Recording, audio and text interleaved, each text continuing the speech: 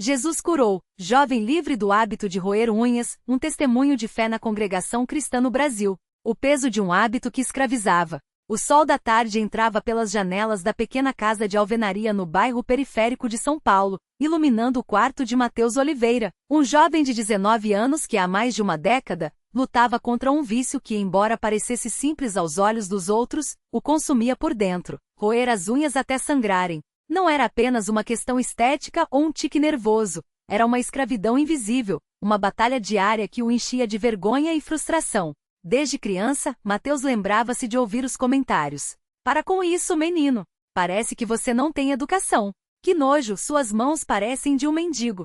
Se você não parar, vai ficar doente. As palavras doem mais do que as feridas nos dedos. Ele já havia tentado de tudo. Esmaltes amargos, luvas de borracha, promessas a si mesmo, até mesmo castigos autoimpostos. Mas no primeiro momento de ansiedade, uma prova na escola, uma discussão em casa, uma decepção amorosa, seus dedos voltavam à boca, como se fossem impulsionados por uma força além de seu controle. Na Congregação Cristã no Brasil CCB, onde sua família frequentava desde que ele era pequeno, Mateus ouvia os testemunhos de irmãos libertos de vícios como álcool, drogas e tabaco. Mas ele nunca teve coragem de se levantar e pedir oração por aquele problema. Como vou falar que roo unhas? Vão achar que é frescura, pensava. O peso da vergonha era maior do que a dor física. À noite que tudo mudou, um grito de socorro silencioso. Era uma quinta-feira à noite, dia de culto na congregação. O templo, simples mas acolhedor, estava lotado. Os hinos eram entoados com fervor e o presbítero João, um homem de barba branca e voz firme, lia passagens bíblicas sobre libertação e cura. Mateus, sentado ao lado da mãe Dona Maria, tentava se concentrar, mas seus dedos coçavam. Ele olhava para as mãos. As unhas estavam irregulares, algumas quase inexistentes, outras com pele descascada e vermelha. De repente, o presbítero fez um chamado. Se há alguém aqui com um fardo, uma luta que parece não ter fim, que se levante. Jesus está aqui para libertar. O coração de Mateus disparou. Ele sentiu um calor no peito, como se algo o empurrasse para frente. Mas o medo o paralisava. O que vão pensar? Sua mãe, percebendo sua hesitação, segurou sua mão e sussurrou. Filho, se você está sofrendo, não tenha vergonha. Deus não olha para o que os homens veem. Aquelas palavras foram como um empurrão divino. Com as mãos trêmulas e os olhos cheios d'água, Mateus se levantou. Alguns irmãos olharam com curiosidade, outros com compaixão. O presbítero João, ao vê-lo, aproximou-se e perguntou. Meu filho, o que te aflige? Mateus engoliu em seco. Sua voz saiu fraca, mas firme. Eu roo as unhas há anos, irmão. Já tentei parar, mas não consigo. É como se fosse uma coisa mais forte do que eu. Um silêncio respeitoso tomou conta do templo. Alguns irmãos assentiam com a cabeça, compreendendo a dor de uma luta que, embora parecesse pequena, era uma corrente que o prendia. A oração que quebrou as correntes. O presbítero João colocou as mãos sobre a cabeça de Mateus e começou a orar em voz alta. Senhor Jesus, tu que curaste os leprosos, expulsaste demônios e libertaste os cativos, olha para este jovem. Ele está aqui, humilhado, reconhecendo que sozinho não pode vencer. Mas contigo, tudo é possível. Quebra esta escravidão, Senhor. Dá-lhe força para resistir. Em nome de Jesus, eu determino. Este vício não terá mais poder sobre ele. Mateus sentiu algo estranho e poderoso acontecer dentro de si. Era como se uma carga pesada fosse tirada de suas costas. Lágrimas escorriam por seu rosto, e ele começou a tremer. Alguns irmãos se aproximaram, colocando as mãos em seus ombros, orando com ele. De repente, uma paz indescritível encheu seu coração. Era como se uma voz sussurrasse em seu espírito. Filho, você está livre. Quando a oração terminou, Mateus abriu os olhos e olhou para suas mãos. Pela primeira vez em anos, não sentiu a necessidade de levá-las à boca. Era uma sensação tão nova que ele quase não acreditava. Os primeiros dias de libertação, a batalha da fé. Os dias seguintes foram um teste de fé. Mateus acordava com medo de recair, mas toda vez que a tentação vinha, ele orava em voz baixa. Senhor, me ajuda a resistir. Não quero voltar para trás. Sua mãe, Dona Maria, notou a mudança. Mateus, seus dedos estão diferentes. Você não está roendo. Ele sorriu, emocionado. É verdade, mãe. Deus me libertou. Mas nem tudo foi fácil. No terceiro dia, após uma discussão com um colega de trabalho, a ansiedade bateu forte. Seus dedos coçaram, e por um segundo, ele quase cedeu. Mas então, lembrou-se da promessa de Deus. Fechou os olhos e orou. Jesus, tu disseste que estarias comigo. Não me deixes cair. E a tentação passou. O testemunho que abençoou a congregação. No domingo seguinte, Mateus sentiu no coração que deveria compartilhar seu testemunho.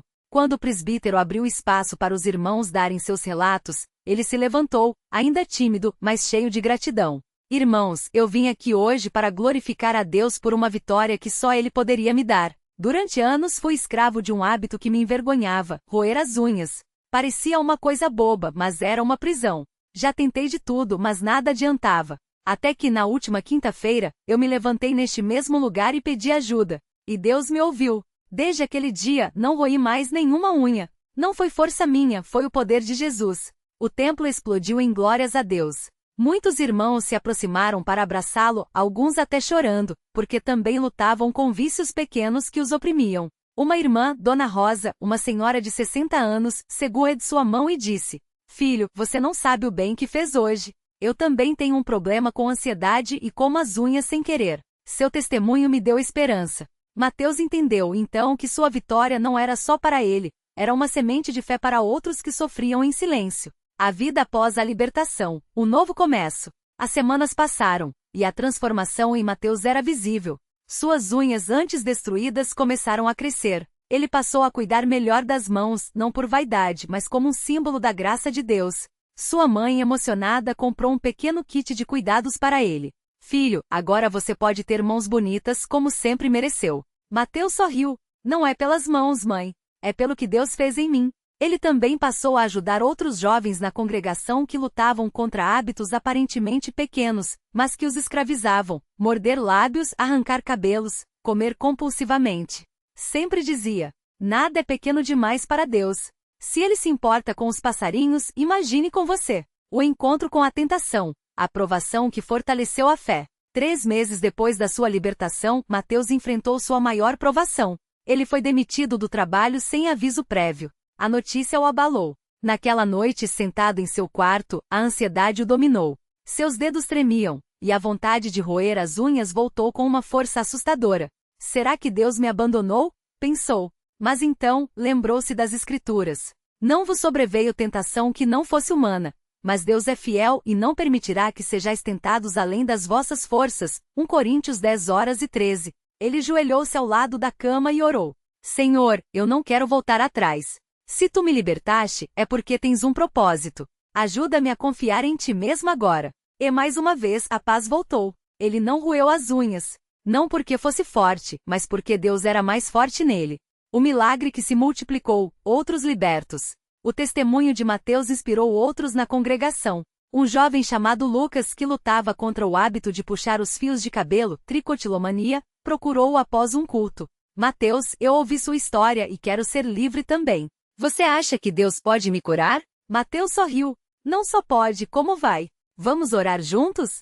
Eles se ajoelharam ali mesmo, no pátio da igreja, e clamaram a Deus. Uma semana depois, Lucas voltou radiante. Irmão, já faz 5 dias que não puxo nenhum fio. É como se minhas mãos não sentissem mais vontade.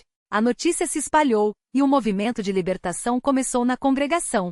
Pessoas que sofriam com ansiedade, TOCS, transtornos obsessivo-compulsivos e outros hábitos destrutivos passaram a buscar a Deus com mais fé. Até mesmo o presbítero João, em uma reunião de irmãos, disse: às vezes, subestimamos o poder de Deus sobre as coisas que consideramos pequenas. Mas para Ele não há escravidão grande ou pequena. Se é um fardo para você, é um fardo para Ele também. 1 ano depois, a celebração da liberdade.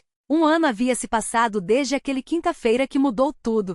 As unhas de Mateus estavam completas, saudáveis. Mas o maior milagre não estava em suas mãos, e sim em seu coração. Ele agora servia na congregação, ajudando na escola bíblica dominical e visitando irmãos que estavam doentes ou desanimados. Sua história havia se tornado um farol de esperança para muitos. Em uma reunião de jovens, ele compartilhou: antes, eu achava que meu problema não era digno de oração. Mas Deus me mostrou que Ele se importa com cada detalhe da nossa vida. Se você está lutando contra algo, não importa o quão pequeno pareça, Deus quer te libertar. E como prova de sua fé, Ele estendeu as mãos para os jovens verem. Olhem, isso aqui é o que Deus pode fazer, não por causa de mim, mas por causa do seu amor. A lição que ficou: nada é impossível para Deus.